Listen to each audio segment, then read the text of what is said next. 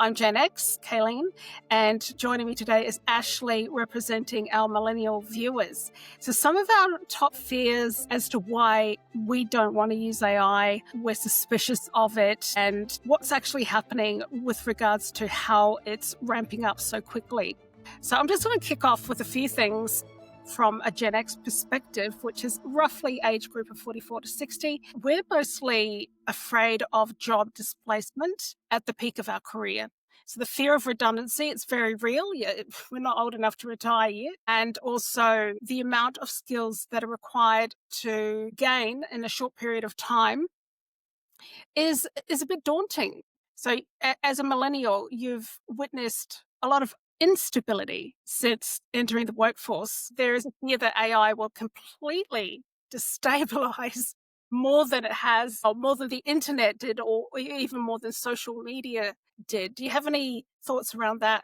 So I firstly want to acknowledge and say I think we share as generations very similar sentiment in regards to job displacement. We are also not at an age where we can retire yet, and that is becoming more and more of a future that we just don't fully understand yet. It's certainly not something that we've seen in the past. Seen my parents work a job for a substantial amount of their lives, usually at the same company. They've had job security. They were able to leverage that to then buy houses, have families, prosper in sort of like a middle class society, and live comfortably, be able to go on holiday, have your annual leave, etc. That is becoming increasingly challenging to not only foresee, but also to live. And I think you're absolutely right that the millennials have had quite a bit of disruption in their lifetimes. We've seen, we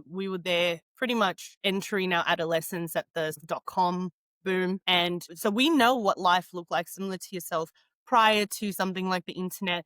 And then we saw what life has transformed. Now you add in something like AI, but we're Terminator kids too. We grew up on Terminator, and this is the vision of what we understood sort of artificial intelligence, when it goes wrong.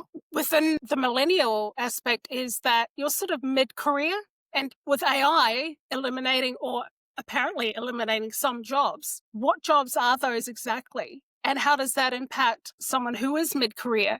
Are those stepping stone roles still there, or will they be eliminated or mostly created into new jobs? And what does that look like? I think there is a very real concern around that for millennials. Absolutely. I think that when we entered the workforce, there was the standard understanding of like a general hustle, right? You're going to have to do a lot of different things so that you can extend your skill set, be able to understand different parts of either an organization or also your skills, what works, what doesn't, and then the natural progression through those roles, whether it be from that individual contributor, and then you start gaining more and more of that responsibility to then become a leader and to start developing your skill sets in those regards. That path, and then possibly eventually up into, senior leadership or, higher leadership positions or specialties as well. That path has become a lot more fuzzier.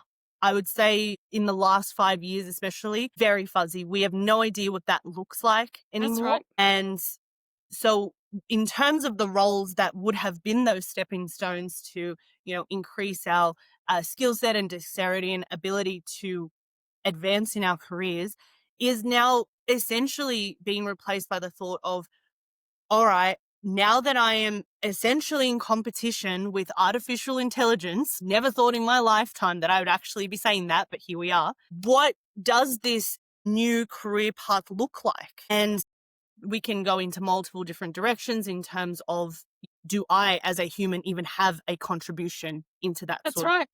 There's a lot of uncertainty. I remember a couple of years ago, everyone said, oh, you need to be a prompt engineer. Everyone's going to be hiring prompt engineers.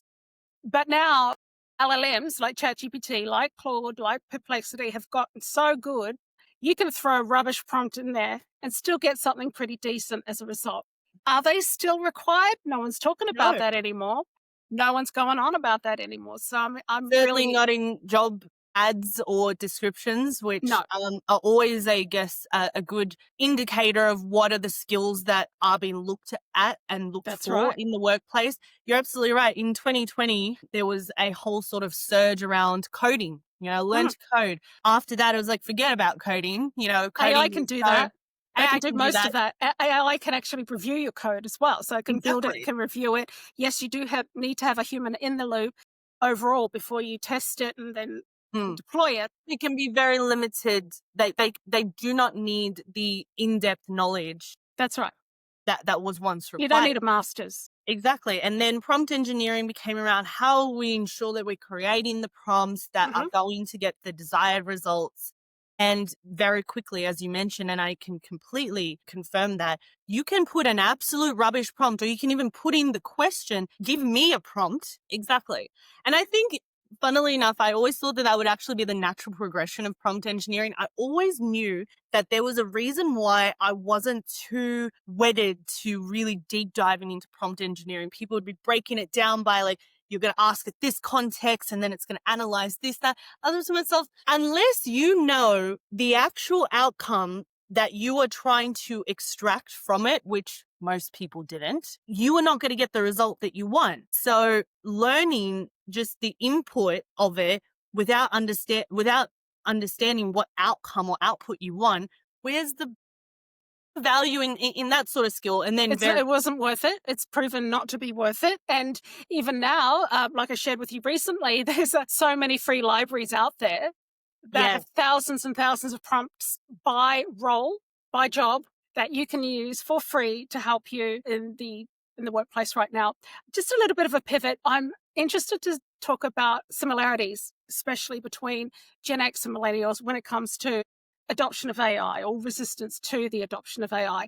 And I yeah, think a few things that we do share is lack of trust yeah, due to what we've experienced over the yeah. last sort of 20 years, discomfort with the lack of transparency, and also just a worry about bias and fairness when it comes to relying on AI models. Yes. Absolutely. That was one of the first things that I actually assumed, and maybe that's just my background, my expertise in things like governance and compliance, and how this is something of such a disruptive magnitude like this is actually going to be rolled out, adopted, and with benefit, with net positive benefit to the majority of the population. We all know the predictions of AI disrupting the workforce, with jobs being automated or augmented, which I think are two terms that probably don't get separated enough. I think there's just automatic assumption that jobs will be automated. Whereas the one thing that I could probably foresee, at least in the immediate future, is more augmenting, where Yes. the human and the AI actually work together to a particular outcome. But I remember very early in these sort of AI trials that I was involved in to adopt across organization, they reiterated in there that you're the expert, you're the senior technical expert.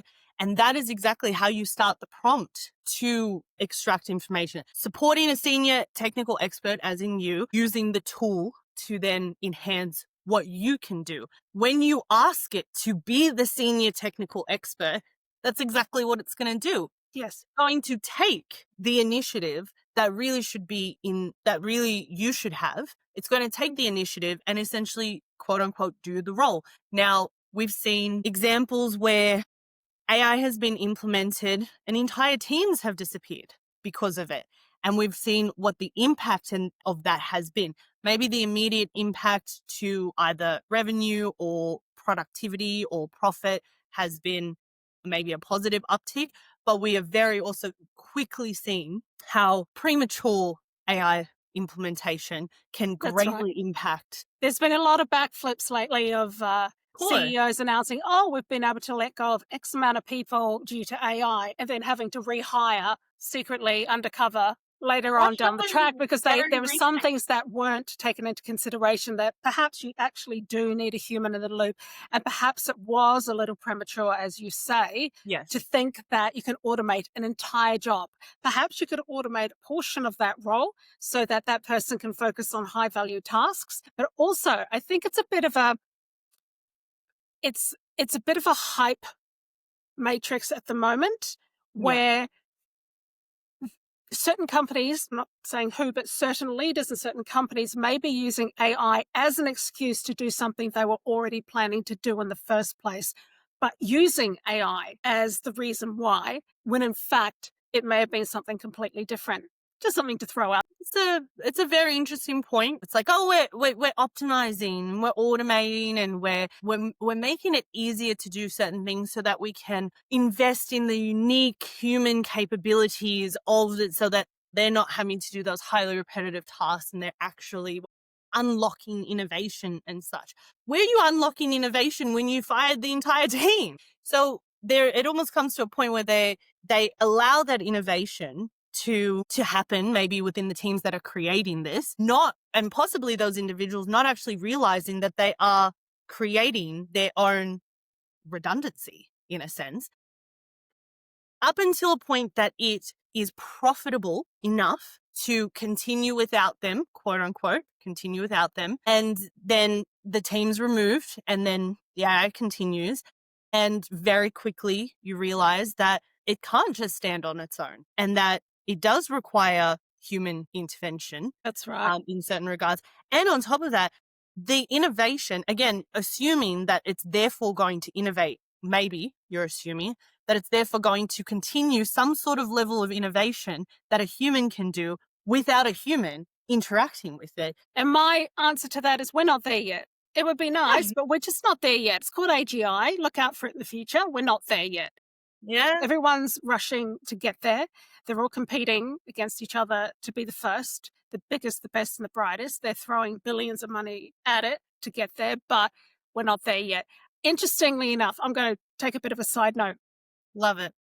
It's all about deepfakes. So I think one thing we both share, Millennials and Gen X, is the anxiety about identity theft and reputational risk with regards to deepfakes. And funnily enough, I was watching Superman, the latest 2025 version, and part of the movie, no spoilers, but part of the movie was a video that he got from his parents that was manipulated to say something else, which turned the entire world against him. And I thought, that's AI, and you actually can do that now. So, yeah, we are skeptical.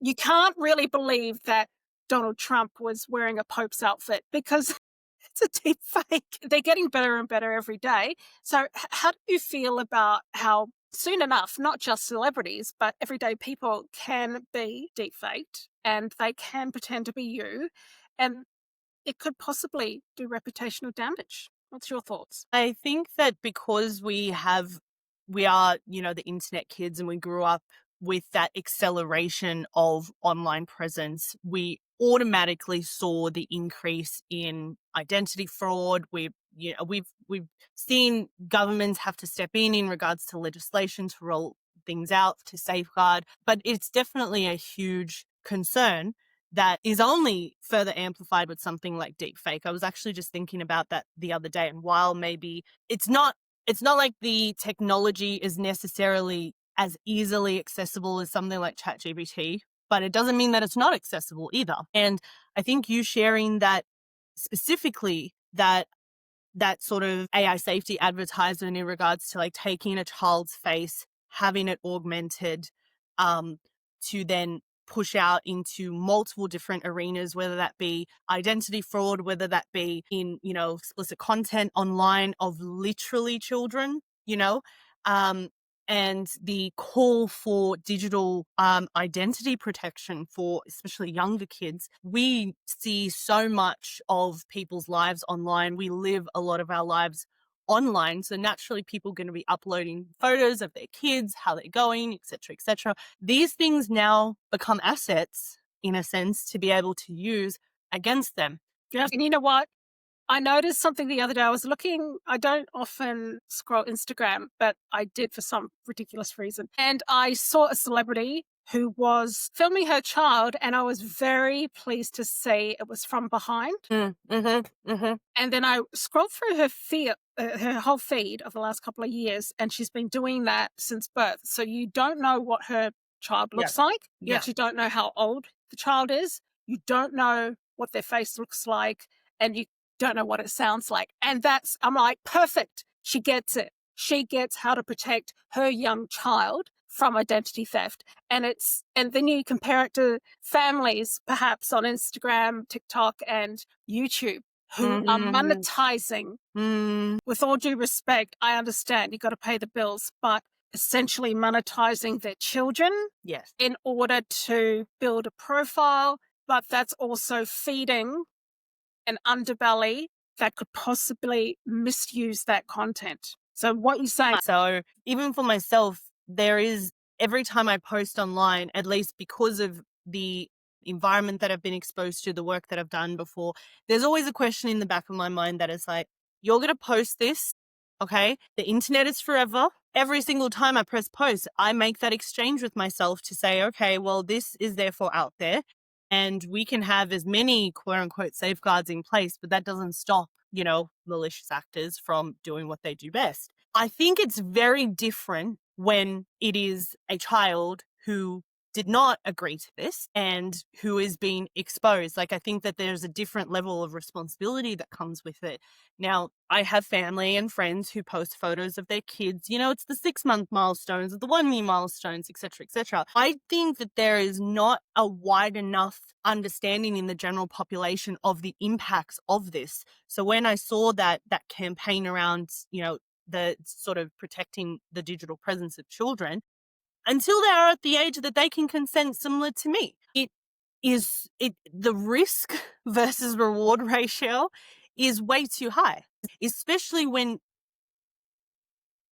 coming back to deepfakes. Those, like something like child, which was previously, you couldn't really sort of fake it, like it was what it was, which was already horrible in this regard. It can now be simulated with photos of your child and circulated and used. Also video content that you upload for free to social media. That's where the danger lies. They're going to being able to take a couple of minutes of video and misappropriating that. And there is a definite concern. Also, I guess this is another thing that we have in common with Gen X and Millennials is skepticism about data privacy and security.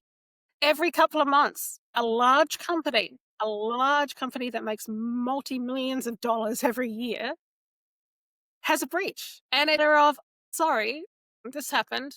The email is always a fairly standardized template I'm noticing across multiple companies. They seem to have a very similar way of important information about your privacy. There may have been a breach in our systems at this time on this day, and your information might have been compromised. Then about a day or two later, you're getting a confirmation that it was compromised, including details of your full name, your email address, your contact number. I mean, pretty easily identifiable documents. Your driver's license, which in our country includes your home address. There's no accountability whatsoever. It's just like, oops, and again, promise. Yeah, we're sorry. When it recently happened, actually for me, with a very, very popular airline. I was overseas, I was traveling at the time, and I thought to myself, you know what, I'm going to want to go up to their counter as I'm checking in for my flight home, and I'd be like, look at what you did to me. The least you can do is upgrade me to first class. Like, the least you can do. I don't care about your apologies. My information's out there already, right? Like, it already happened. But obviously they're not. But they have no intention of compensating you. Of course. At all beyond a general copy and paste email which says apologies for any inconvenience it may have caused. But we know as well, if we were to push, unless it's something like a class action, which, requires a decent amount of momentum and a lot of free labor from lawyers to get off the ground, they will just turn to and say, well, you accepted our terms and conditions, which there's probably language in there that no one can actually understand, that says, well, if anything happens to your data, we're not actually liable, or something along those lines. Like, I can just see a narrative being pushed out like that. There is no accountability on their That's part. right. Nothing. Yes, it's one of those things where we see after the fact, okay, something bad has to happen first. And in the overall AI, I feel like it's one of those things where something really bad has to happen first before everyone's like, oh, we should maybe probably do something about that. And that's when the government wants to come down and these ones wants to come down. And it's kind of like it's too little too late at that point, right? I have a friend who told me, guess what? You know the class action I've been talking about for the last 2 years with a major bank? I said, yeah. He goes, guess how much I got? And I said, $100. And he goes, 10. Absolutely. I mean, let's be honest. We know that those lawyers are going to take like a decent chunk of that anyway, because that's just what they do. Yeah. I mean, dollars would have been not really enough compensation for the breach and what happened. $10? You know, there literally is no recourse if you Yes. get a data breach. And there's very little transparency around security of where your data goes with AI at the moment. I'm still at the point where I limit the amount of information I actually give it. I try and make it a fairly generic request with some specific asks here and there in terms of the output, but in terms of the information that I give it, because I have no idea, as we all do, agree to the terms and conditions. It's a nice, easy click. No one reads through it because, let's be honest, who reads terms and conditions? What information is being sent to the models to learn from? I think the fact that there is the sort of general assumption that most of the population don't understand what that pathway looks like is only beneficial for the companies, because they can still operate in this sort of murky environment where they can probably use all these big words to say, oh, this is what's happening to it and that's what's happening. But no one actually understands what they're saying, right? But it's still the data that we're giving over. And people are more and more, we've heard of various cases, especially since the launch of something like ChatGPT. ChatGPT is now people's best friends. It's their therapists. It's their this, it's their that. How much information about yourself are you giving a moron off? I had a recent conversation with a friend of a friend. She was using ChatGPT to help her get through, trauma, but she didn't want to pay for the paid version. The paid version remembers what you say. And then her cat died. And it kept saying, good morning, how are you today? How's your cat?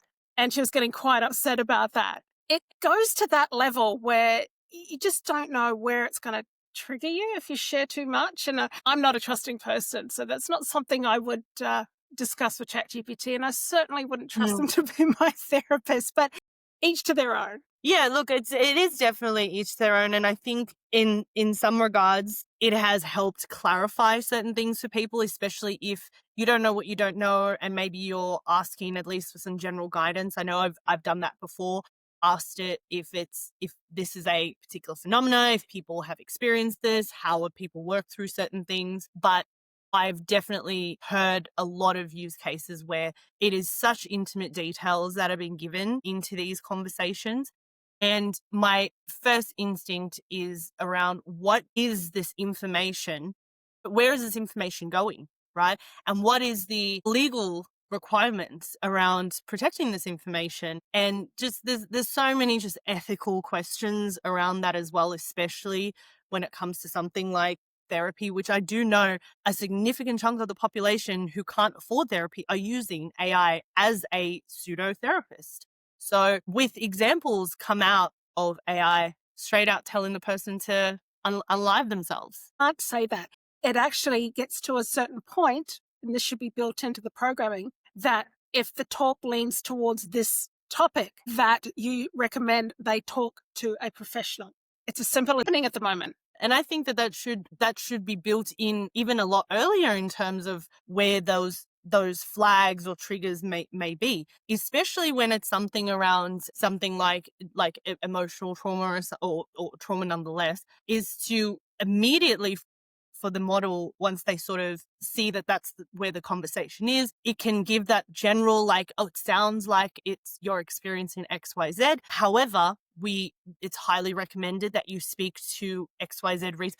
This, I mean, the entire model can pull together from all corners of the internet. You're telling me I can't pull together like a local Beyond Blue number to say, hey, we highly recommend, here's the number, straight, like, here's the solution. You don't even have to look it up. Here is the solution. All I know in pretty much every model is a nice little writing on the corner that says that it may give inaccurate information. Just double check your sources. It's very easily missed.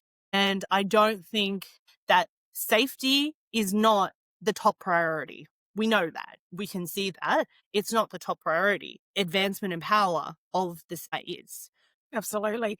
AI that concerns me particularly, and I'm curious to get your thoughts on it, is it being used to surveil people at work?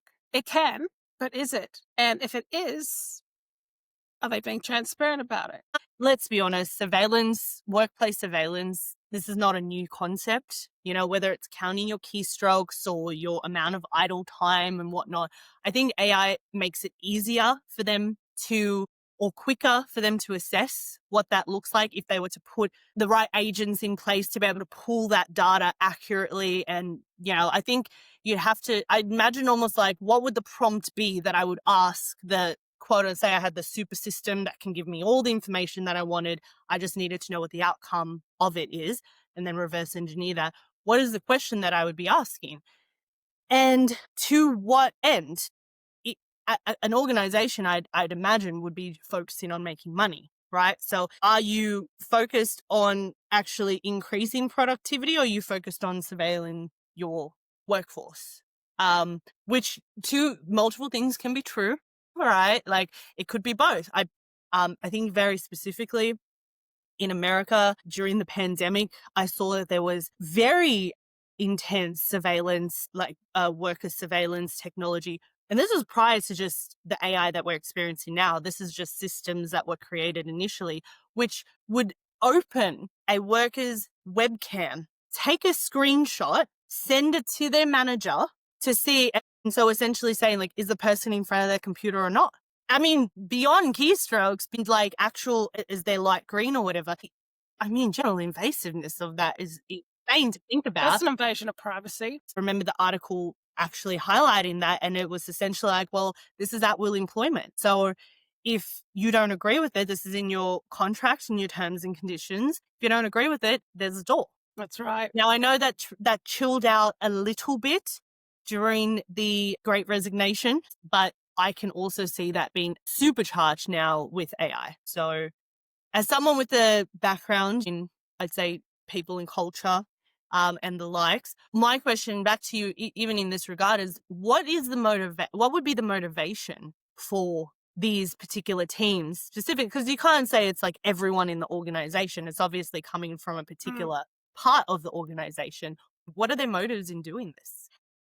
If they're looking to reduce headcount, because that is the easiest and quickest way to show value to shareholders, that would give them evidence of either productivity or lack thereof that could be used to strengthen their case.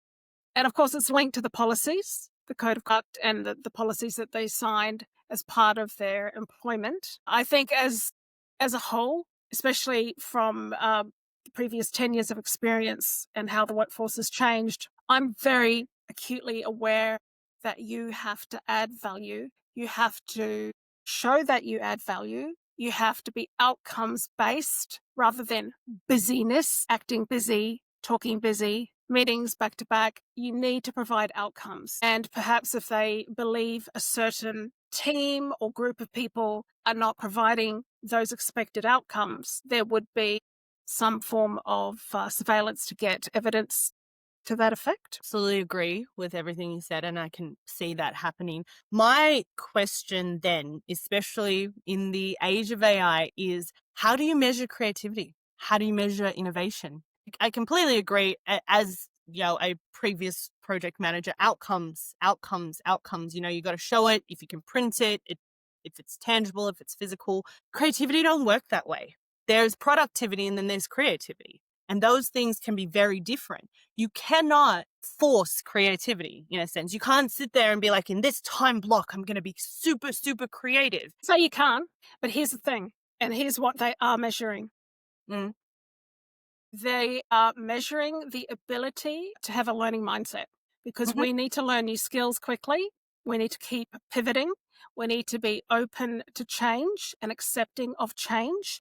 And it's that malleable mindset that can be measured. Because if you're not doing the courses that you're meant to be doing to upskill in your role, or if you're not making an effort to pivot and to go with the flow when it comes to organization restructure, then that sort of counts against you. That's a very interesting point as someone who is an avid learner, as well as the resilience to withstand and make sense of and take and actually find opportunities in changes, which none of these things are easy things. That's a mindset shift that needs to happen over and over and over again. I still landed up on the redundancy list. So if all those things are measurable, which I can see in ways that they can be, and I can see in a lot of ways that they can't be, or we haven't reached the ability yet to accurately measure those. In terms, I'd say like potential and like what does the future of this individual in this organization look like? I remember being told pretty acutely by a previous manager, this organization's just they're not really thinking about innovation. They're not really thinking about creativity. That may be something in 6 months' time that they care about. And remember, we're on these very short cycles at the moment. And with technology, especially AI, continuing to develop by the second, there's a new development. You made a really good point, because the same thing happened to me. And I've been in learning and development for years, and I have a learning mindset, and I love learning. I'm curious. I'm very much a supporter of AI innovation. And like you, I was also made redundant. I think that's situational as well. We were with a company that was very transparent about the phase that they were in, which was maintenance rather than growth.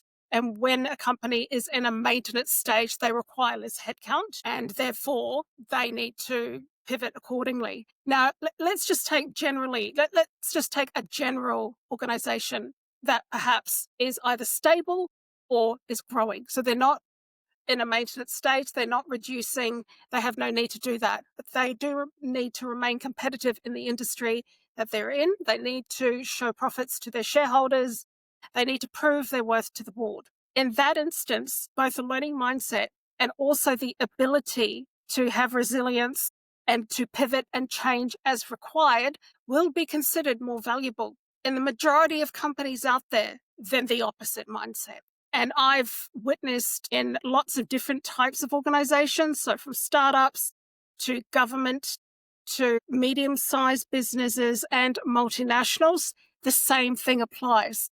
The way you approach learning and the way you pivot and absorb changes in your environment and still push yourself to add value as a team member and as an individual stands out. So if they had to choose, let's say there's 20 people and perhaps 5 people are like that, and perhaps 10 people are, they're working towards that, but they're not really firing on all cylinders. Then you've got 5 who are like, don't like this. This is not the job I signed up for 10 years ago. I'm not going to learn how to do this. I'm not going to learn how to do that. I don't like the fact that we've moved into a different team. I don't like the new boss. If they need to reduce headcount by 10%, 20%, whatever it is, who's going to stand out? And I think it's so funny because I think it mirrors adoption waves of any new sort of either technology. If we go as simply as like a new iPhone, right? You got the people that are camping out of at the iPhone store. That's right. The early adopters. In those extreme circumstances, like I'm definitely like, I'll wait a couple of months. But as an early adopter of AI, that was an interesting journey because I felt like, and I think maybe very similarly shared, you kind of are thrown in this wash cycle in a sense. You're like, oh, all right. It's something that maybe you were interested in or intrigued by at least. And then all of a sudden it was like real and it's there and it's on your system and you're sitting there staring at a pretty basic interface, you can say, at least at the front end. And you're like, this is hella intimidating. The amount of people that I know that finds even just looking at an interface like ChatGPT intimidating. It's like, what do you ask it? How do you interact with it? And having pushed myself in that space, it was very interesting, and I'm glad that I did. And I'm glad that I've pushed myself. I think my growth mindset has absolutely expanded my skill set, expanded my dexterity, and my ability to withstand change, and being able to learn and implement things pretty quickly. I'm not the type of person that takes in information and then it just sits in there. If it doesn't get applied straight away, to be honest, for me, it was null and void. When you have no guidance in that regard, because you are one of those early adopters, you, or at least I for myself, had to put those parameters in place to say, okay, before I dive into how it can make the company money, I need to understand what the hell it is, right? What is this? Like, we'll use the term generative AI. I'm like, what is generative AI? What is sitting behind it? At least at a high level. I don't need to be a computer engineer to fully understand. I just would like a high level of understanding to say, okay, this is the types of things that it can do because it's trained on this, and this is the output that you can expect. Now, that has massively changed from something as OpenAI releasing ChatGPT to now we are looking at AI agents, which I even had to take a step back very recently and say, what is an AI agent? What's the difference between, just a one-on-one interface with AI versus an AI workflow versus an AI agent? And now the conversation, or I would assume a significant amount of money being put behind, how do we create multiple agents to essentially do what humans can do? So Yeah. it's no longer just a one-to-one interaction. And I recently heard that almost like every 2 weeks, they're adding half an hour to these learning modes. So 8 hours, which is the standard workday, is going to be reached very quickly if it hasn't already been reached. Well, they're talking the next step is AGI. It's really interesting. Thank you for describing it that way.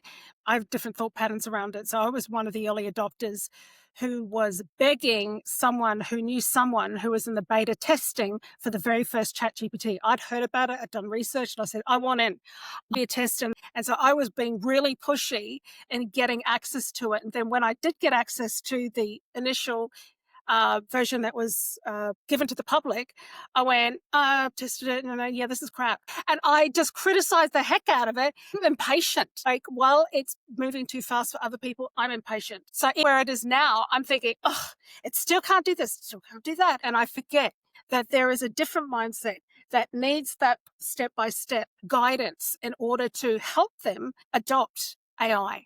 Not really been in the technical space, having been completely removed from that. Like, I understand it at a high level. I'm like, they're the tech people that do certain things and they talk in certain languages and they code and all that, to then actually using this system, which now non-technical people can use. I very quickly, at first, the assumption is, oh my gosh, it can do amazing things. Like, I can put something in there and then it can spit out something completely different, but still like really useful, whether it be like writing a resume. It's very good with words, right? Writing a resume or a letter or summarizing something like that.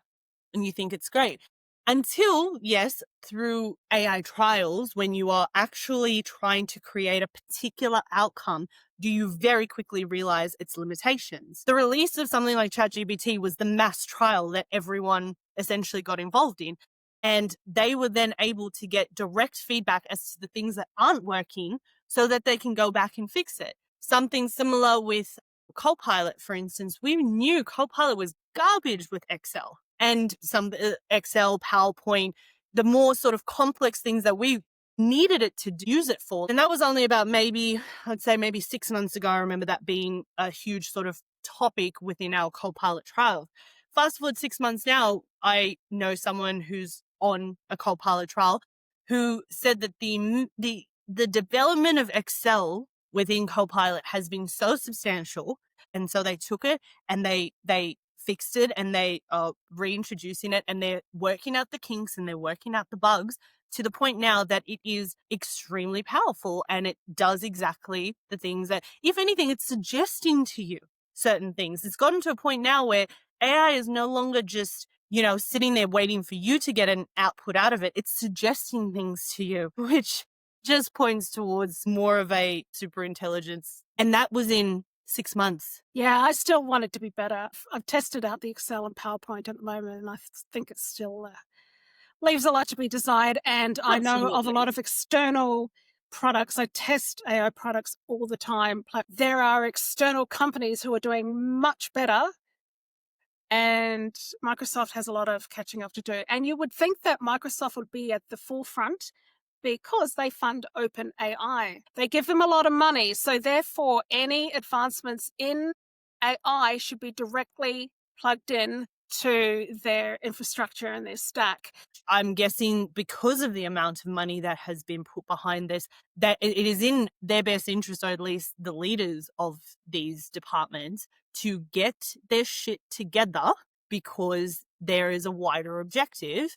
And there's nothing more motivating than risk or money. Risk to public safety or risk to human life, but risk to bottom dollar to shareholders, they're going to 100% take it seriously. Everyone's egos gets put to the side to a certain degree. I have a conspiracy theory. I think that they are able to do a lot more than what they are doing at the moment, and they're just sitting on it.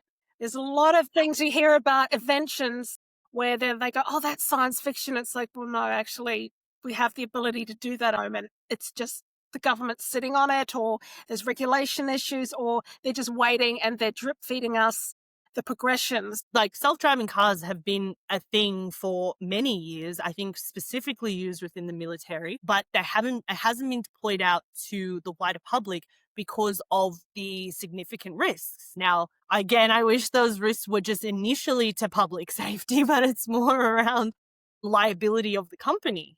Elon recently was talking about, he just made a passing comment around the technology that's coming. And then I saw just some very brief sort of snippets of pretty accessible and released videos of the Tesla robots in their current testing, whether it be cooking a meal, cleaning the house, because these are folding your laundry, carrying the groceries in from the car. It's wild. Everyone will have one. In a matter of years, everyone will have their own robot. Those with more money to spend will have a more sophisticated robot that can do more tasks, but everyone will have it. It's just like how everyone has streaming and everyone has digital devices. That's how I actually foresee there being two camps. Ones where they embrace this sort of stuff. It's a very iRobot situation. These movies, I feel like, are sometimes just predictors in a sense. There's going to be people who want it, and there's going to be people who don't. Just like with Neuralink, there's going to be people who will be happy to essentially combine themselves with artificial intelligence, and then there's going to be people who don't. And what does that do for our society? Like, how do we draw these divides?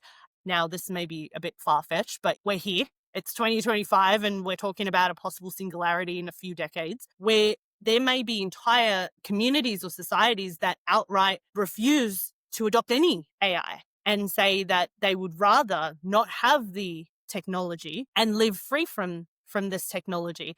What most countries, including Australia, the one we live in, are really pushing for digital IDs. And if you don't have a digital ID, you'll be blocked from doing a lot of the basic things. So a lot of countries are rolling out digital IDs specifically for the reason that you cannot avoid it. For instance, you can't avoid AI when you travel because your face is scanned. I'm not saying it will happen, but just in terms of, I would say, the fundamentalists who are like, yeah, we would rather have nothing of this. Then they have to quit social media, not use a smartphone, because smartphones will have AI embedded. I wouldn't be surprised if these enclaves, A, already exist, because I do think they already exist. The Amish. And B, yeah, they're very successful. Yeah, exactly. That be further pushed by certain percentages of the population who are just like, I am not okay with this. I do not want to participate in this. So therefore, take all the things that you think make my life better. I will go and I will farm and I will dig for water and I will live next to the stream and fish and get my gold light. That's the dream. I mean, It is, and I do think that That there means they is, won't have a vehicle because AI will be in all vehicles shortly. yeah, So devices, vehicles, you can't travel because if you go to the airport, you'll be scanned. insane. I think that there is genuinely at some point I it's don't going. believe that that's possible. I think that it's going to be embedded in so many things that we do without even knowing, that to completely cut yourself off from the infrastructure is going to be not impossible, but difficult. Speaking from a generational perspective, because my friends and I tend to have this joke all the time. We're like, millennials don't have midlife crises. Like, our midlife crisis is like, we want to grow tomatoes on a patch of dirt away from everyone and sort of like live simply, a bit of a homestead. But tying back into that resistance, we've seen so many versions of resistance, especially in the workplace. Like, they're just not attending the meetings so they don't have to give away the information. I know that's a very simple example, but nonetheless, that has actually happened. I think that when human beings are put into a corner, they are going to react in a way that is self-preservation first. I'd rather not have it so that I can preserve some sort of privacy, autonomy, humanity, and a people first mindset, because I don't think that, unfortunately, even though I see the benefits of AI, I see the medical advances that it can support in, I see how it can make life a lot easier. I don't think that the powers that be are necessarily acting in our best interest. Oh, absolutely not. Absolutely not. But to cut yourself off takes such deliberate planning. If you have a job using a computer, you're going to be interacting with AI. I've got a bit of research here, and it was talking about the difference between Gen X. That Gen X fear losing established authority, value Mhm. in the workplace, and their security, financial security. Whereas millennials fear blocked progression, instability, and lack of fairness and ethics. I just think that's a really interesting point to make. But another thing is, and I think this will be great for the next podcast topic, is how would you go about cutting yourself off from AI? I'd like to explore that because we deep dive into how that would be possible. How would we do Mm. that in 2025? Because we're just connected in so many ways. What would we need to do in order to We break can do free? a simulation in a Yeah, sense. And yeah, I just recently heard of quite a few organizations that are starting to pop up. I think it's like Stop AI, Pause AI, and with that, demonstrations happening yes. as well. I think there's a few that's happened even in front of OpenAI's office, Hmm. where, yeah, I mean, I would like to explore what their counter argument is, what Yes. are the morals and ethics that they are aligned to, Mm, and what their overall message is. It would be a good deep dive to just to yeah, understand what would that reality look like, and what would we have to give up for that. that's We right. all know that we are, especially in Australia, we have until mid-December before digital IDs are going to be required to use social media. And there is already a growing deep concern in regards to what that looks like, Hmm. because that takes away our anonymity and autonomy and our ability to organize and to counter certain governmental bodies or people, not to mention the safety and privacy implications, as you said. Oh, because the requirement is a government issued ID. To be IDs have our addresses on it. When that leaks onto the dark web, right? At the moment, I get some spam emails and stuff like that. When it's my home address, when Mm, it's my face, when it like my absolute, like, yes. my And biometric your date of birth and your full and name. your date of birth, game over.